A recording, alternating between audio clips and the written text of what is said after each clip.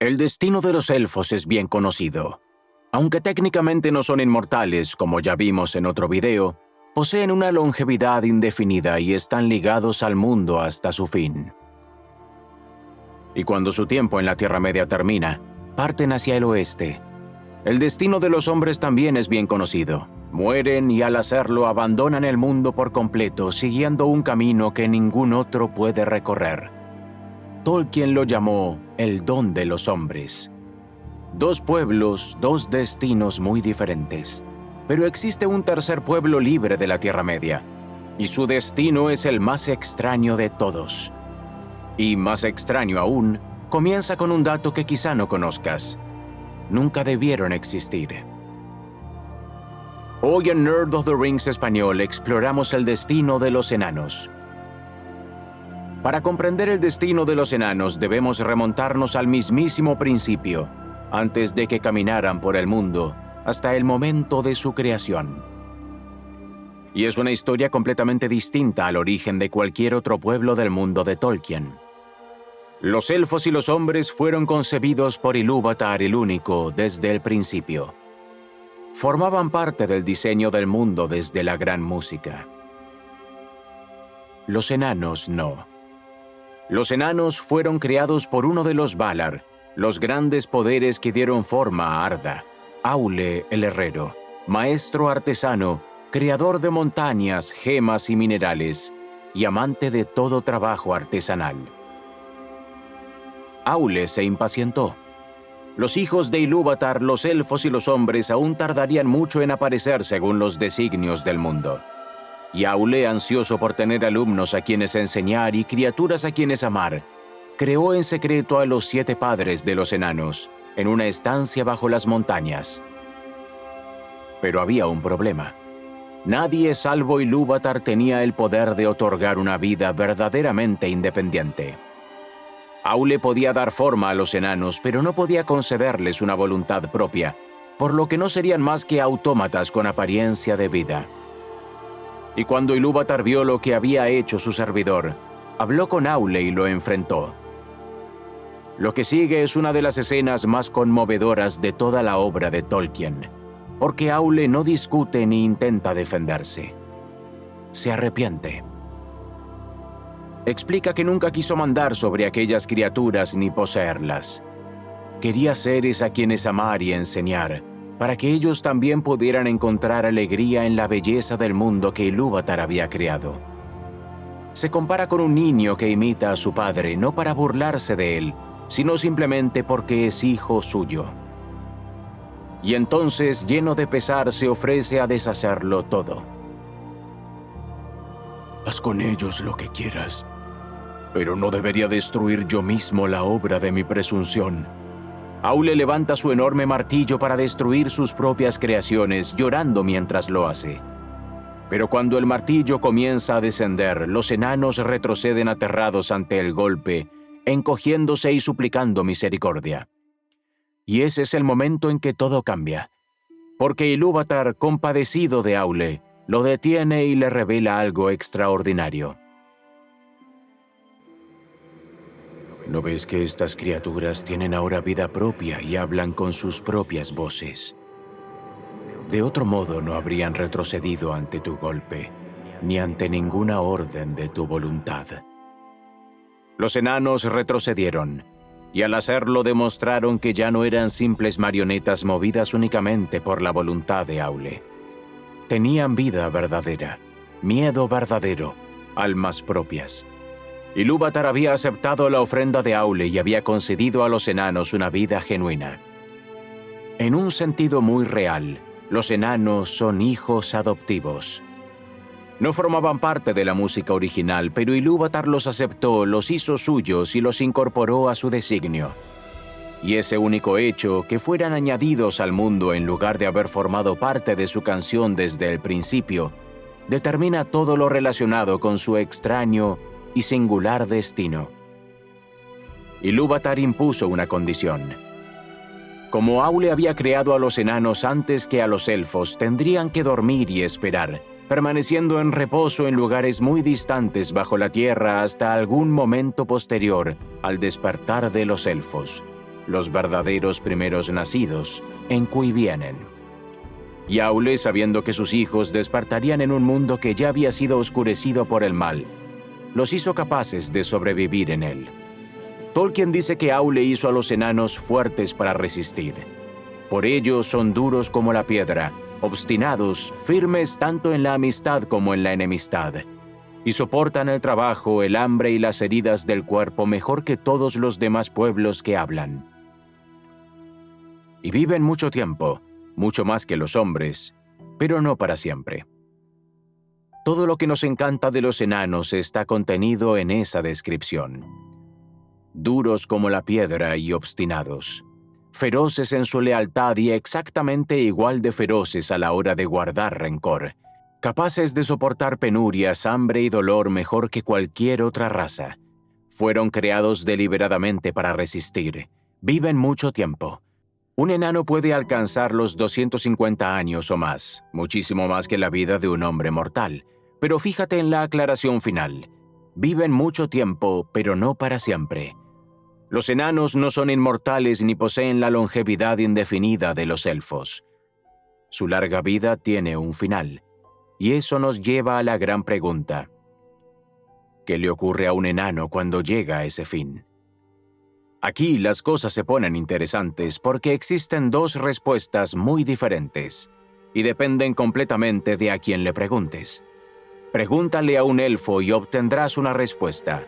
Los elfos de la Tierra Media creen que cuando los enanos mueren simplemente regresan a la tierra y a la piedra de las que fueron creados, como si un enano fuera menos una persona que una cosa, un pedazo de roca al que se le dio forma y que finalmente vuelve a deshacerse en la tierra.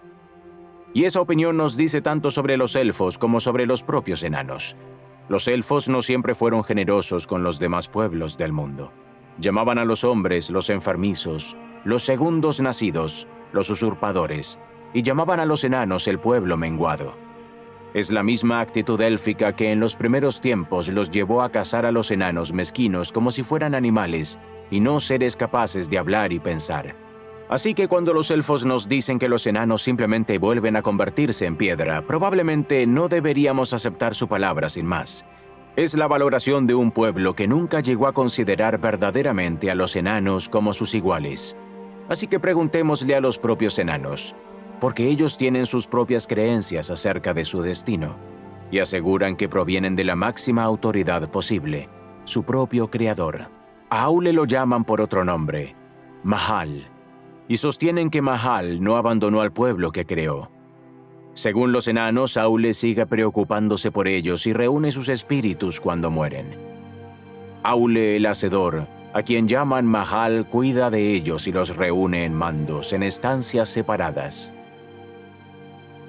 Así que los enanos no se convierten simplemente en piedra. Sus espíritus van a las estancias de mandos, el mismo lugar al que van las almas de los elfos para esperar el fin del mundo. Pero incluso allí los enanos permanecen separados. Son reunidos en estancias propias y quedan al cuidado de su propio creador, en lugar de estar bajo mandos, el Vala que normalmente gobierna aquel lugar.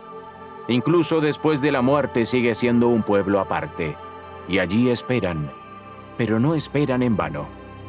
Esperan el cumplimiento de una promesa que, según se dice, Aule hizo hace mucho tiempo a los padres de los enanos. Ilúvatar los santificará y les dará un lugar entre los hijos al final. Esto implica que por ahora los propios enanos no se consideran parte de los hijos de Ilúvatar. Los hijos son los elfos y los hombres, los pueblos que forman parte de la música original. Los enanos, llegados después y adoptados, creen que todavía no ocupan plenamente ese lugar, pero que algún día, al final de todas las cosas, lo harán. Su destino no se refiere únicamente a lo que ocurre cuando mueren. Es una promesa acerca de lo que algún día llegarán a ser. Pero como corresponde a los enanos, esa promesa también viene acompañada de un trabajo. Creen que tienen un propósito reservado para ellos al mismísimo final del mundo. Una función que no le corresponde a ningún otro pueblo. Entonces, su tarea será servir a Aule y ayudarlo en la reconstrucción de Arda después de la última batalla. En los escritos posteriores de Tolkien aparece el relato de una batalla apocalíptica final al término de los días, la Dagor Dagorath. Después de ella el mundo será destruido y luego creado nuevamente. Y cuando llegue esa reconstrucción, los enanos creen que estarán allí, de pie junto a Aule, haciendo aquello para lo que siempre fueron creados: construir. El pueblo moldeado por el gran herrero de los Valar ayudará a su creador a forjar de nuevo el mismísimo mundo. Y es una idea hermosa. Toda la larga historia de la artesanía de los enanos, todas sus estancias, mansiones y obras de piedra, no serían sino una preparación para la mayor obra de todas. Hay una pieza más en las creencias de los enanos acerca de sí mismos, y es una de las ideas más famosas de toda la Tierra Media. Sostienen que los 7 padres regresan nuevamente a la vida entre sus propios descendientes, llevando una vez más sus antiguos nombres. Por eso un mismo nombre reaparece entre los enanos de Khazad-dûm una era tras otra: Durin. Los enanos creen que Durin el Inmortal, el mayor de los 7 padres, renació una y otra vez dentro de su propio linaje, regresando como Durin II, Durin III y así sucesivamente a lo largo de los siglos. La misma alma en un nuevo cuerpo.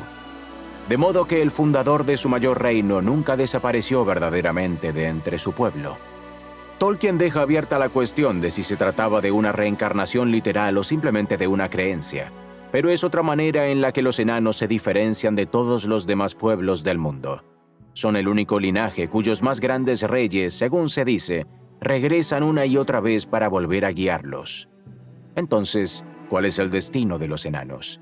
No es la inmortalidad de los elfos.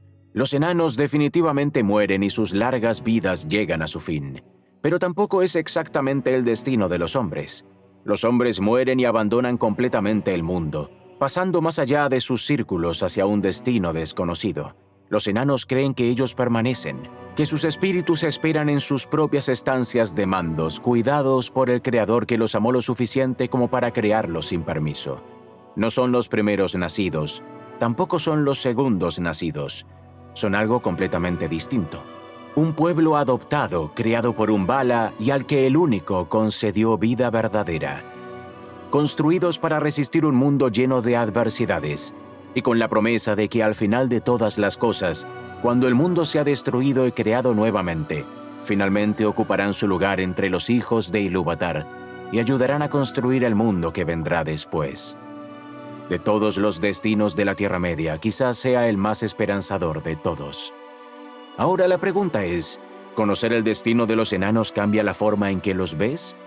No simplemente como guerreros y artesanos, sino como un pueblo que espera el cumplimiento de un propósito. ¿Y en cuál de las dos versiones sobre la muerte de los enanos crees? ¿La de los elfos o la de los propios enanos? Cuéntamelo en los comentarios. Como siempre quiero darle un gran saludo a los miembros elfos y magos del canal: Argentino97 y Javier Quintana, CRSM, Holker, Sheratan Ibarra, Soul of Light, Ezequiel Suárez G, Mr. Matute, Diego Vera, Roel Sánchez, Leandro, Emilio F, Rodrigo Espineira, Josías Micangeli, Julián Mota, Claudio Viera, Right Hand of Orthanc, Liang, Michelle Lorenz Zapata, Jason Tony e Isilrond. Muchas gracias por ver y suscribirse y nos vemos la próxima vez en Nerd of the Rings Español.